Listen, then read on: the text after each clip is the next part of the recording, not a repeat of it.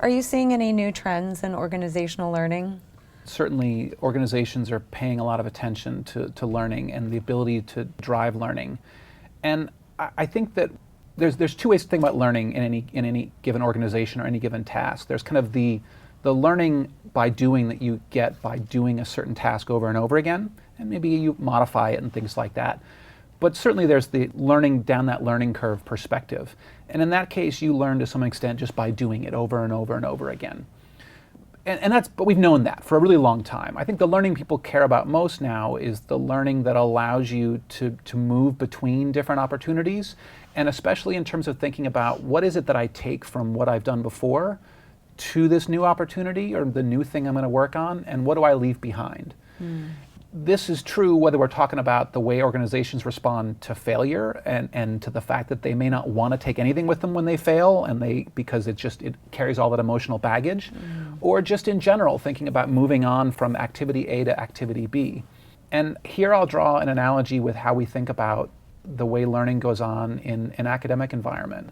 So we've started to talk a lot more about the importance of reflection, the importance of stepping back before you kind of move on from an activity, thinking about what is it you learned, how does it affect kind of what you believed beforehand, and has that changed in some way? What do you think were the root causes of the things that you observed in whatever experience you were having? And this is something we've been pushing or trying to push more with students who engage in experiential activities, who do projects for companies and semester-long projects for organizations and things like that. This reflection is really important. And I think organizations are starting to recognize the importance of that reflection, the importance of trying to reach agreement on what happened and why did it happen, what were the causes of it, what can we learn from here, what should we take away versus what should we kind of put aside, what's the learning, the knowledge that was specific to that we don't really need anymore, versus what did we gain that we can use somewhere else in some real way. And from another analogy point of view, it's to some extent the way doctors and hospitals kind of think about what happens when there's an accident in the hospital. And they all come in and they talk about it and they try to figure out what happened and how do we solve it from happening again.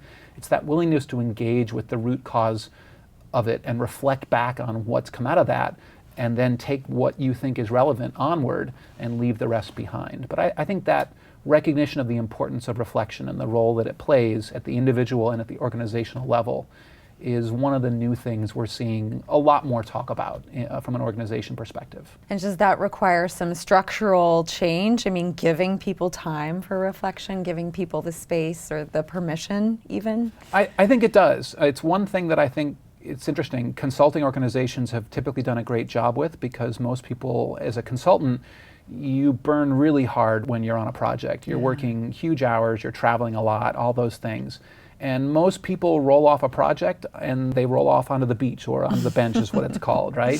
Where you're not on a project for even just a few days to some extent. And whether you're thinking about it or not, you are partly mentally taking the time to catalog and think through all the things that you've done. What did I like? What did I not like? What was good? What was not so good? What do I want to take forward with me versus not? And so I think consulting firms have often done a great job of kind of facilitating that kind of learning within the organization. And I do think that if other organizations want to help facilitate this reflection process, they might need to think about the end of the project and managing the end of a project a little bit better, as opposed to thinking about everyone as being these vital resources that are so constrained that we need to roll them immediately onto something else within the firm. We might really need those couple of days or whatever it is to step back, think individually, and maybe talk collectively about what came out of that in some ways.